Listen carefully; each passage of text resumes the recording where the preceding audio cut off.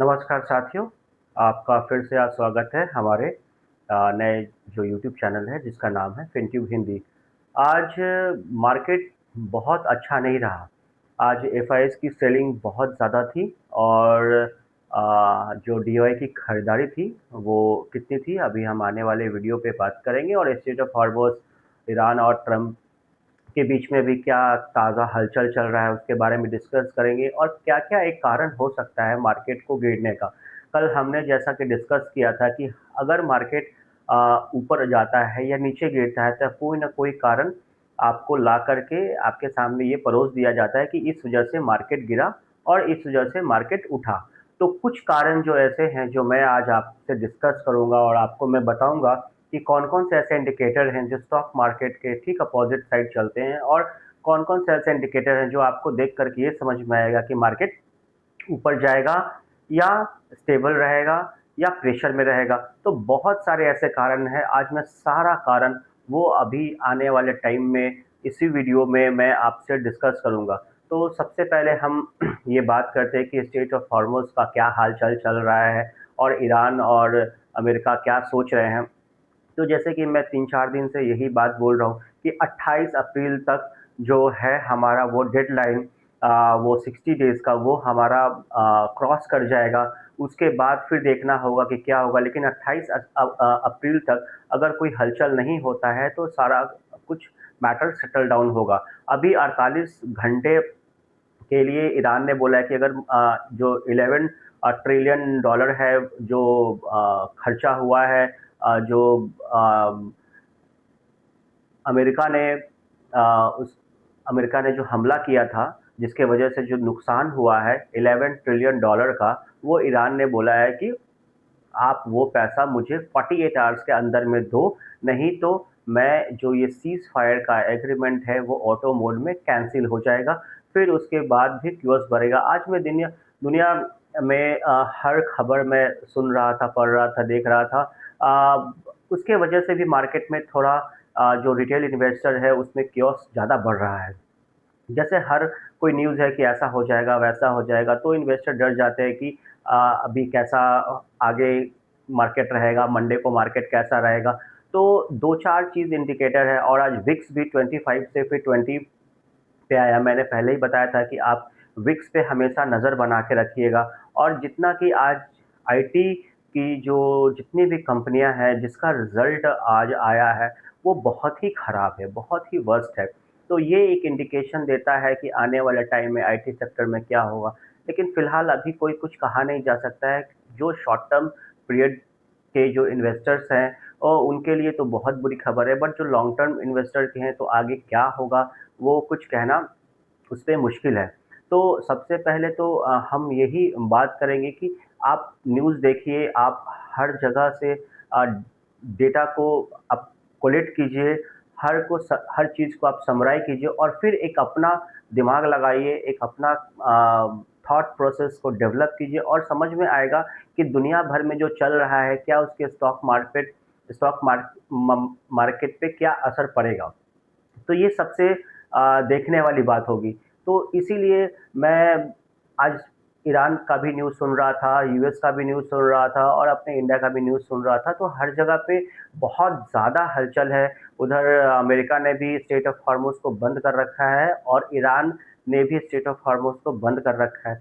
जब straight of Hormuz बंद होगा, दुनिया भर में जब तेल वहाँ से सप्लाई नहीं होगा, तो ऑब्वियस सा बात है कि क्रूड ऑयल बहुत आगे भागेगा, धीरे-धीरे वो महँगा होगा, फिर डॉलर मज़बूत होगा, रुपया कमज़ोर होगा और अपना मार्केट धीरे-धीरे और नीचे जाएगा।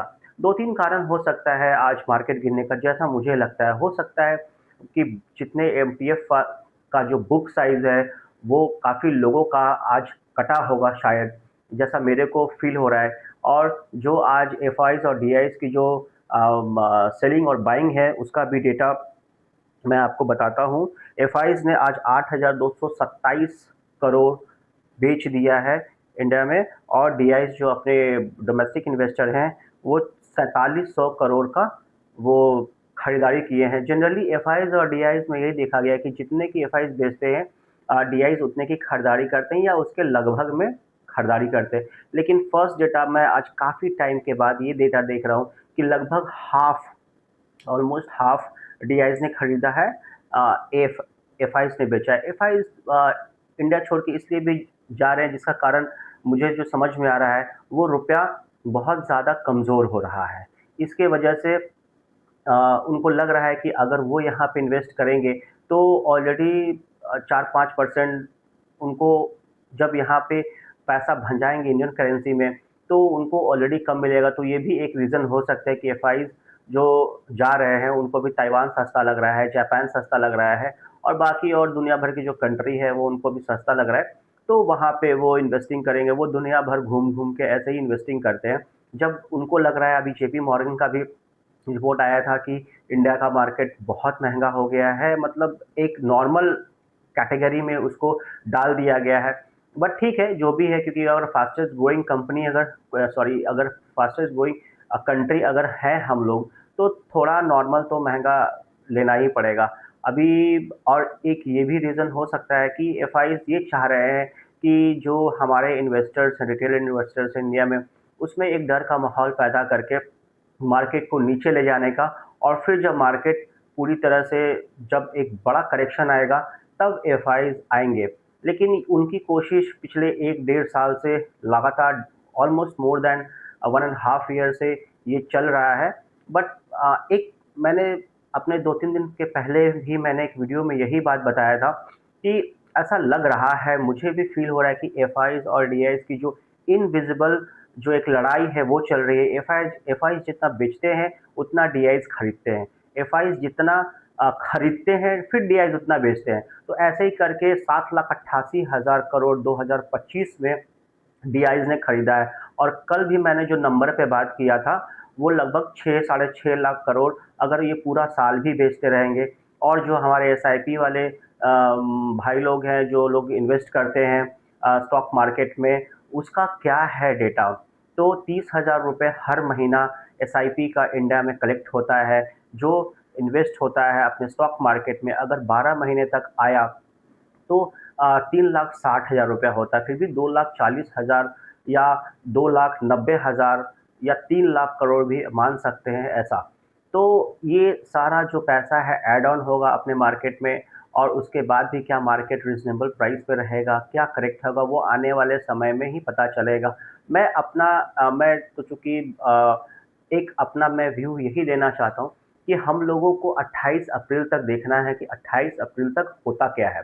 28 अप्रैल तक जो 60 डेज़ खत्म हो जाएगा, उसके बाद 24 घंटा का जो टाइम दिया गया है ईरान के तरफ से कि $11 ट्रिलियन आपने जो नुकसान किया है इतने सारे हमारे देश में हमला करके, वो पैसा मुझे 48 आवर्स के अंदर में, 48 घंटे के अंदर में अगर नहीं मिलता है, तो हम ये सीज़ फायर को ब्रेक कर देंगे, ये ऑटो मोड में कैंसल हो जाएगा। तो आज तारीख है 24 और 25, 26 तारीख को ये ऑटो कैंसिल हो जाएगा। और उसके बाद ईरान तो वैसे ही अभी अमेरिका पे चढ़ा हुआ है। और एक इम्पॉर्टेंट चीज़ ये था कि मैंने बताया था आपको 2-3 दिन के भी पहले वीडियो में कि कैसे ट्रम्प जो है, वो उनको एक हंगर है कि उनको नोबेल प्राइज़ मिले। ऐसे ही आज किसी प्रेस रिपोर्टर ने ट्रम्प से पूछा कि आप न्यूक्लियर वेपन का यूज़ करेंगे, क्या करेंगे? उसके बारे में कुछ क्वेश्चन किया, तो उन्होंने यही बोला कि नहीं, ये वो उस पे रिपोर्टर पे भड़क गए और वो बोलने लगे कि ये कैसा बेवकूफ़ जैसा सवाल है, न्यूक्लियर वेपन कभी भी किसी भी देश पे यूज़ नहीं करना चाहिए। तो ये भी एक बहुत बड़ा बात है, ये एक बहुत बड़ा जो संदेश है, वो ये बता रहे थे आज। तो एक यहाँ से भी एक सेंस डेवलप होता है कि भले जो न्यूक्लियर के लिए वो ट्रम्प इतना बोल रहे थे, बट आज मेरे को अब यही लग रहा है कि शायद उनको एक सही कोई गाइडेंस वाला आदमी उनको समझा रहा है और वो सारी चीज़ें बता रहा है। शायद अब उनकी स्थिति थोड़ी ठीक हो रही है, जो मानसिक स्थिति में को क्लेम किया जा रहा था कि उनकी मानसिक स्थिति गड़बड़ थी। तो ये आज सुन के मुझे भी थोड़ा अच्छा लगा कि चलो, कम से कम जो ट्रम्प है, वो इस चीज़ को समझ रहे हैं कि न्यूक्लियर वेपन यूज़ नहीं करना चाहिए किसी भी कंट्री पे। तो ये सारी चीज़ें हैं। और मैंने भी बताया था कि बराक ओबामा पे उन्होंने कमेंट किया था कि बिना कुछ किए ही उनको नोबेल प्राइज़ मिल गया है। तो काफ़ी टाइम से उनको एक हंगर है कि हाँ, मुझे शांति पुरस्कार मिले, मैं दुनिया भर में एकदम शांति फैला के रखता हूँ, ऐसा वो अपने आप को प्रिडिक्ट करते हैं और ऐसा अपने आप को समझते हैं और ऐसा ही दुनिया को बताने की कोशिश कर रहे हैं। तो ये सारी चीज़ें हैं, बाकी देखते हैं कल शनिवार का दिन है, कल मार्केट रहेगा बंद। कल कुछ इंटरेस्टिंग चीज़ें हम लोग ऑफ टॉपिक कल बात करेंगे, मार्केट से रिलेटेड ही रहेगा, लेकिन एक ऑफ टॉपिक बात करेंगे, एक जो इन्वेस्टर हैं जिनके बारे में मैं काफ़ी पहले पढ़ा था, तो उनके बारे में हम डिस्कस करेंगे और मेरी कोशिश यही रहती है कि आप लोगों को एक बेसिक जो चीज़ है, वो उससे अवेयर कराना, देश दुनिया भर में क्या चल रहा है, उससे आपको अवगत कराना और 2-4 चीज़ आप हमेशा याद रखिएगा कि अगर क्रूड ऑयल ऊपर जा रहा है, डॉलर मजबूत हो रहा है, विक्स इंडिया भी ऊपर जा रहा है, जो फ़ियर का इंडेक्स है, गोल्ड ऊपर जा रहा है, तो ऑब्वियस सा बात है स्टॉक मार्केट नीचे आएगा। अगर स्टॉक मार्केट ऊपर जाएगा, तो आप हमेशा देखिएगा क्रूड ऑयल को पहले नीचे आना पड़ेगा, रुपया को मजबूत होना पड़ेगा, विक्स को नीचे रहना पड़ेगा, तब जाकर के मार्केट ऊपर जाएगा। तो ये कुछ इंडिकेटर्स हैं, आप खुद भी इसको देख सकते हैं, इसको समझ सकते हैं और इस पे अपना एक व्यू बना सकते हैं। तो कल फिर हम लोग बात करेंगे एक जो इन्वेस्टर थे, काफ़ी इंटरेस्टिंग स्टोरी है। मैं कल सैटरडे को हो सके तो दोपहर में ही मैं वीडियो डालने का प्रयास करूँगा। तो आज हम इसको यहीं तक रखते हैं और बाकी जो लोग नए यूट्यूब चैनल से जुड़ रहे हैं, कृपया वो लाइक और सब्सक्राइब ज़रूर कर दें। तब तक के लिए थैंक यू सो मच। जय हिंद, जय भारत।